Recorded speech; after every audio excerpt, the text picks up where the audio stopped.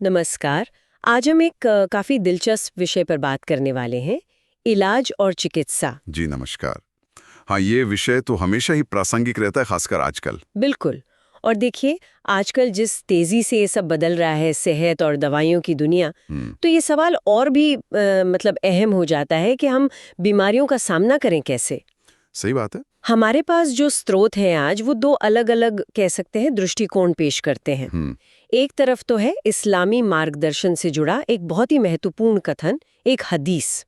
ये इलाज के बारे में एक खास नजरिया देती है। जी।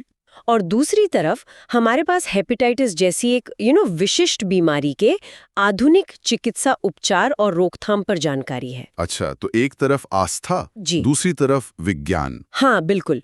तो आज की हमारी कोशिश यही समझने की है कि ये दोनों पहलू, मतलब आस्था से मिलने वाला मार्गदर्शन और विज्ञान पर आधारित चिकित्सा, ये आपस में जुड़ते कैसे हैं।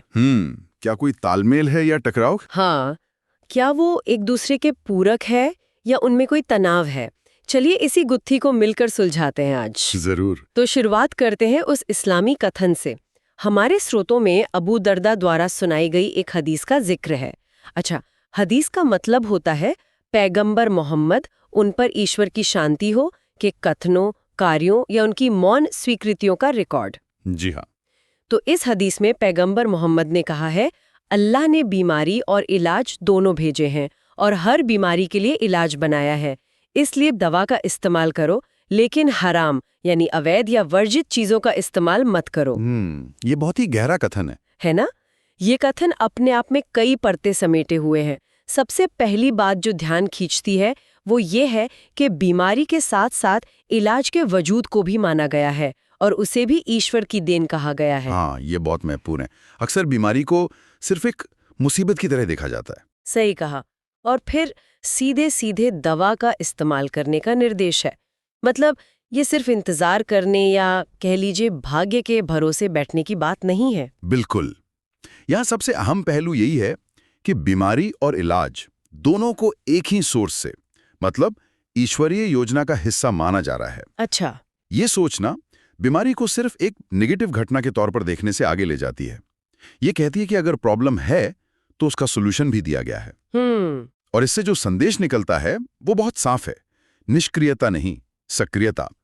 मतलब बीमारी होने पर हाथ पे हाथ धरे बैठने के बजाय एक्टिव होकर उसका इलाज तलाशना चाहिए, उसे अपनाना चाहिए। एक जिम्मेदारी की तरह। हाँ बिल्कुल, एक जिम्मेदारी की तरह पेश किया गया है। ये नजरिया सेहत के प्रति एक बहुत ही प्रैक्टिकल और कह सकते हैं मजबूत रवैया दिखाता है। और उस कथन का दूसरा हिस्सा भी उतना ही अहम है ना, हराम चीजों का इस्तेमाल मत करो। जी हाँ। इसका मतलब है कि इलाज ढूंढने की प्रक्रिया में भी कुछ लिमिट्स हैं, कुछ नैतिक दायरे हैं जिनका ध्यान रखना जरूरी है। बिल्कुल। ये पहलू बहुत जरूरी है क्योंकि ये याद दिलाता है कि लक्ष्य हासिल करने के लिए हर तरीका जायज नहीं होता। ठीक है। इलाज की खोज करते समय या इलाज करते समय भी ये ध्यान रखना होगा कि तरीका नैतिक रूप से और इस्लामी नजरिए से स्वीकार्य हो। ये हराम या वर्जित का जो सिद्धांत है वो एक मॉरल कंपास की तरह काम करता है। अच्छा। तो संदेश दोहरा है, इलाज जरूर ढूंढो और इस्तेमाल करो, लेकिन सही और जायज तरीकों से। ये तो हुई सिद्धांत की बात। अब सवाल ये उठता है कि इस मार्गदर्शन को कि इलाज तलाशना और इस्तेमाल करना चाहिए, वो भी नैतिक दायरे में रहकर, हम आज की दुनिया में खासकर मॉडर्न मेडिसिन के संदर्भ में कैसे देख सकते हैं। हाँ, ये असली सवाल है। हमारे स्रोतों में हेपेटाइटिस का उदाहरण है, चलिए उसे थोड़ा करीब से देखते हैं। हेपेटाइटिस, जैसा हम जानते हैं, लिवर यानी जिगर की सूजन से जुड़ी बीमारी है जो अक्सर वायरल इन्फेक्शन से होती है। जी, कई तरह के होते हैं हेपेटाइटिस वायरस। हाँ, तो स्रोतों के मुताबिक हेपेटाइटिस के आधुनिक उपचार में एंटीवायरल थेरेपी शामिल है। ये एक सीधा चिकित्सा हस्तक्षेप है। थोड़ा समझाएंगे कि ये एंटीवायरल थेरेपी करती क्या है असल में? जरूर। देखिए, एंटीवायरल थेरेपी का सीधा मतलब है ऐसी दवाएं इस्तेमाल करना जो शरीर के अंदर वायरस को बढ़ने से, मतलब रेप्लिकेट होने से रोकती हैं। अच्छा। हेपेटाइटिस के कई प्रकार वायरस के कारण होते हैं, जैसे हेपेटाइटिस बी और सी।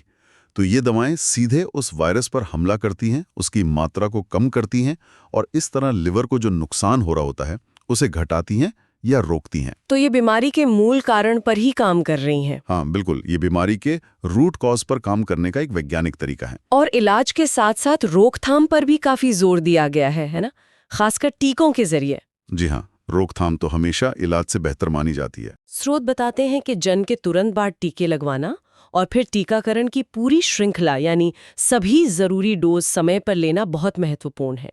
ये तो बीमारी को होने से पहले ही रोकने का प्रयास है। बिल्कुल सही कहा आपने। और ये रोकथाम वाला पहलू शायद इलाज से भी ज्यादा महत्वपूर्ण है कई मामलों में। अच्छा। हाँ, जैसे हेपेटाइटिस बी के लिए टीके बहुत ही ज्यादा प्रभावी साबित हुए हैं। जन्म के समय पहली डोज देना और फिर पूरी श्रृंखला को पूरा करना, ये शरीर की अपनी रक्षा प्रणाली मतलब इम्यून सिस्टम को इतना मजबूत बना देता है कि वो भविष्य में अगर वायरस का हमला हो तो उसे पहचान कर बेअसर कर सके। ये विज्ञान की एक बहुत बड़ी कामयाबी है कि हम बीमारी होने से पहले ही शरीर को उससे लड़ने के लिए तैयार कर सकते हैं। ये तो सच में बड़ी बात है। तो अगर हम हदीस वाले मार्गदर्शन और हेपेटाइटिस के इस उदाहरण को साथ रखकर देखें तो क्या तस्वीर उभरती है? एक तरफ वो निर्देश है दवा का इस्तेमाल करो, दूसरी तरफ विज्ञान हमें एंटीवायरल दवाएं और टीके जैसी दवाएं मतलब इलाज और बचाव के तरीके दे रहा है। यहाँ एक बहुत सीधा संबंध नजर आता है ना? हाँ, लग तो रहा है। देखिए, हदीस एक सिद्धांत पेश करती है, इलाज मौजूद है, उसे ढूंढो और इस्तेमाल करो, बशर्ते वो जायज हो। ठीक है। और आधुनिक चिकित्सा विज्ञान हेपेटाइटिस के मामले में ठीक यही कर रहा है।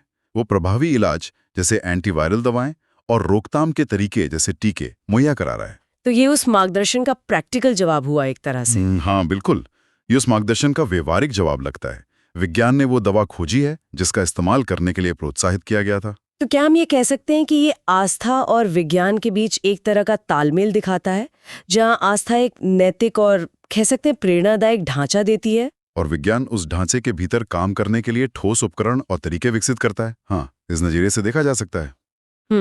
ये एक दिलचस्प सामंजस्य है। आस्था कह रही है कि स्वास्थ्य की देखभाल एक जिम्मेदारी है और जो साधन उपलब्ध हैं उनका उपयोग करना चाहिए। विज्ञान उन साधनों को विकसित कर रहा है और बेहतर बना रहा है। जैसे हेपेटाइटिस के टीके और दवाएं। हाँ बिल्कुल, हेपेटाइटिस के टीके और एंटीवायरल दवाएं जो लाखों लोगों की जान बचाती हैं और उन्हें गंभीर लिवर रोगों जैसे सिरोसिस या लिवर कैंसर से बचाती हैं, वे इसी प्रक्रिया का नतीजा हैं। और जब तक ये साधन हराम यानी नैतिक या धार्मिक रूप से वर्जित दायरे में नहीं आते, उनका इस्तेमाल उस मूल मार्गदर्शन के अनुरूप ही लगता है। ये बात सोचने वाली है, क्योंकि अक्सर ऐसा सुनने में आता है या ऐसा माना जाता है कि आस्था और विज्ञान एक दूसरे के विपरीत हैं। हाँ, ये धारणा काफी आम है। लेकिन यहाँ ऐसा लग रहा है कि कम से कम स्वास्थ्य के क्षेत्र में वे एक ही लक्ष्य की ओर काम कर सकते हैं, इंसान की भलाई। हाँ, और ये समझना भी जरूरी है कि हदीस का निर्देश सिर्फ दवा लो नहीं है, बल्कि इलाज तलाशो भी है। अच्छा, तलाशो, हाँ, ये भी कहा गया है। इसमें एक सक्रिय खोज, एक रिसर्च का भाव भी छिपा है। और विज्ञान की तो पूरी प्रक्रिया ही खोज और अनुसंधान पर आधारित है। सही बात है। लगातार बेहतर इलाज खोजना, सुरक्षित दवाएं बनाना, ज्यादा प्रभावी टीके खोजना, ये सब उस तलाश का ही हिस्सा हैं। तो इस नजरिए से वैज्ञानिक अनुसंधान भी उस मार्गदर्शन का पालन करने जैसा हो सकता है। ये वाकई एक गहरा विचार है। मतलब विज्ञान का काम सिर्फ मौजूदा दवाओं का इस्तेमाल करना नहीं, बल्कि लगातार नई और बेहतर दवाएं बनाना भी है। हाँ, जो शायद उस हदीस की भावना के और करीब हो। संभवतः हाँ, बेशक। यहाँ पर वो हराम वाली शर्त हमेशा लागू रहती है। ये नहीं कि हर वैज्ञानिक विकास या हर नई तकनीक अपने आप में स्वीकार्य हो जाए। हाँ, ये तो है। उसकी नैतिकता, उसके संभावित दुष्प्रभाव और धार्मिक नजरिए से उसकी स्वीकार्यता का मूल्यांकन जरूरी होता है।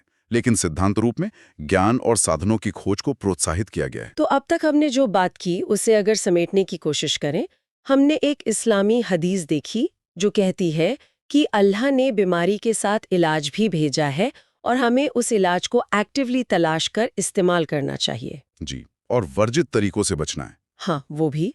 और फिर हमने हेपेटाइटिस का उदाहरण देखा, जहां मॉडर्न मेडिकल साइंस ने एंटीवायरल थेरेपी जैसे इलाज और टीकों जैसे रोकथाम के प्रभावी तरीके विकसित किए हैं। बिल्कुल, ये तरीके उस इलाज का ठोस रूप हैं जिसका जिक्र हदीस में। इससे ये समझ आता है कि आस्था आधारित मार्गदर्शन और वैज्ञानिक चिकित्सा पद्धतियां ये एक दूसरे के साथ काम कर सकती हैं। आस्था जहां इलाज खोजने की प्रेरणा और एक नैतिक दिशा दे सकती है, वहीं विज्ञान उन इलाजों को खोजने और मुहैया कराने का साधन बन सकता है। संक्षेप में कहें तो जब बीमारी आती है तो जो भी उपलब्ध, प्रभावी और नैतिक रूप से स्वीकार्य साधन हैं, उनका इस्तेमाल करना एक जिम्मेदाराना रवैया है, चाहे उसकी प्रेरणा धार्मिक हो या विशुद्ध रूप से स्वास्थ्य की चिंता। हेपेटाइटिस के मामले में टीके और एंटीवायरल दवाएं ऐसे ही साधन हैं। तो यहाँ आस्था और तर्कसंगत चिकित्सा के बीच टकराव के बजाय सहयोग की संभावना ज्यादा दिखती है। लेकिन यहीं पर वो सवाल फिर से खड़ा होता है जिसका जिक्र आपने पहले भी किया था, हराम या वर्जित तरीकों से बचने का निर्देश। हाँ, ये सबसे पेचीदा हिस्सा है। आज की दुनिया में जहाँ चिकित्सा विज्ञान इतनी तेजी से आगे बढ़ रहा है, नई नई तकनीकें आ रही हैं, genetic engineering, stem cell therapy, पता नहीं क्या क्या जी। तो ये तय करना कि क्या हराम है और क्या नहीं, क्या ये और मुश्किल नहीं हो गया है? ये बिल्कुल सही सवाल है और शायद इस पूरी चर्चा का सबसे जटिल पहलू भी यही है। जब वो हदीस कही गई थी तब चिकित्सा के साधन आज के मुकाबले बहुत सीमित थे। हाँ, जाहिर है। आज हमारे पास जेनेटिक इंजीनियरिंग है, स्टेम सेल थेरेपी के कई रूप हैं, अंग प्रत्यारोपण है, जीवन रक्षक लेकिन बेहद महंगी दवाएं हैं, सरोगेसी जैसे तरीके हैं प्रजनन के लिए। इनमें से कई तकनीकों पर नैतिक और धार्मिक बहसें लगातार जारी हैं। हाँ, जैसे मैंने सुना है कि क्या जेनेटिक बदलाव करके किसी बीमारी को ठीक करना जायज है या नहीं, इस पर बहुत बहस है। बिल्कुल। या मान लीजिए कोई इलाज बहुत महंगा है और सिर्फ अमीर लोग ही उसे अफोर्ड कर सकते हैं, तो क्या वो सामाजिक न्याय के नजरिए से नैतिक है, भले ही वो तकनीक शायद धार्मिक रूप से सीधे सीधे हराम ना हो? ये भी सोचने वाली बात है। यही सब जटिल सवाल हैं। हराम की परिभाषा सिर्फ कुछ गिनी चुनी चीजों जैसे पोर्क या शराब तक सीमित नहीं है। इसमें व्यापक नैतिक सिद्धांत भी शामिल हो सकते हैं। जैसे जीवन की पवित्रता का सिद्धांत, इंसान की गरिमा, न्याय और प्रकृति में अनावश्यक हस्तक्षेप से बचना। नई चिकित्सा तकनीकों का मूल्यांकन इन्हीं पैमानों पर किया जाता है और अलग अलग धार्मिक विद्वानों और समुदायों में इन मुद्दों पर अलग अलग राय हो सकती है। ये भी सच है। तो इसका मतलब ये हुआ कि हराम की सीमाएं कोई एकदम फिक्स्ड पत्थर की लकीर नहीं है, बल्कि विज्ञान और समाज के विकास के साथ साथ उनकी व्याख्या और समझ भी विकसित होती रहती हैं। काफी हद तक ऐसा ही है। देखिए, बुनियादी सिद्धांत तो वही रहते हैं, लेकिन उन्हें नई परिस्थितियों पर कैसे लागू किया जाए, इसके लिए निरंतर विचार विमर्श और इज्तिहाद यानी स्वतंत्र तार्किक विवेचना की जरूरत होती है। अच्छा, इज्तिहाद। हाँ, ये एक सतत प्रक्रिया है। विज्ञान नई संभावनाओं के दरवाजे खोलता है और समाज, जिसमें धार्मिक समुदाय भी शामिल हैं, को ये तय करना होता है कि उन दरवाजों से गुजरना नैतिक रूप से सही है या नहीं। तो अंत में श्रोताओं के लिए सोचने वाली बात शायद ये है, जब हम आधुनिक चिकित्सा के चमत्कारों को देखते हैं, चाहे वो टीके हों, नई दवाएं हों या भविष्य की तकनीकें, तो हम आस्था और नैतिकता के उन सिद्धांतों को कैसे लागू करते हैं जिनका जिक्र हमने आज किया? ये एक महत्वपूर्ण प्रश्न है। कहाँ पर हम विज्ञान की देन को खुले दिल से अपनाते हैं और कहाँ हमें रुककर सोचने की जरूरत है कि क्या ये रास्ता नैतिक रूप से सही है या कहीं ये हराम की सीमा में तो नहीं आता? हाँ, वो संतुलन कैसे बने, विज्ञान और आस्था के इस चौराहे पर सही संतुलन कैसे खोजा जाए, ये एक ऐसा सवाल है जिसका जवाब शायद हर व्यक्ति और समाज को अपने मूल्यों और अपनी समझ के आधार पर लगातार खोजना होगा। इस पर जरूर सोचा जा सकता है।